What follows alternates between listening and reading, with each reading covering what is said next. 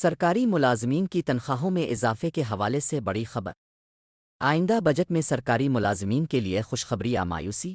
حکومت پاکستان آئندہ مالی سال 2024-25 کے بجٹ کی تیاریوں میں مصروف ہے اور سرکاری ملازمین کی نظریں اس بجٹ پر جمی ہوئی ہیں کہ آیا تنخواہوں میں اضافہ ہوگا یا نہیں۔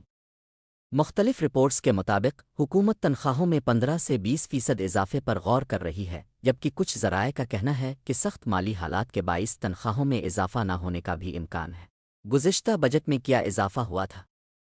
پچھلے سال کے بجٹ میں حکومت نے گریڈ 1 سے 16 تک کے ملازمین کی تنخواہوں میں 25%، جبکہ گریڈ 17 سے 22 کے ملازمین کی تنخواہوں میں 22% اضافہ کیا تھا۔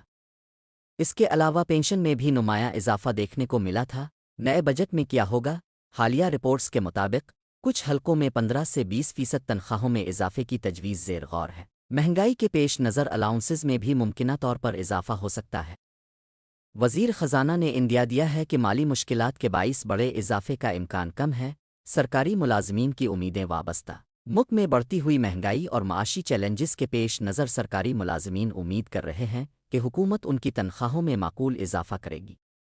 تاہم بجٹ کا حتمی اعلان جون میں ہوگا، جس کے بعد اصل صورتحال واضح ہو سکے گی۔ کیا آپ سمجھتے ہیں کہ حکومت کو تنخواہوں میں اضافہ کرنا چاہیے؟ اپنی رائے کا اظہار کریں۔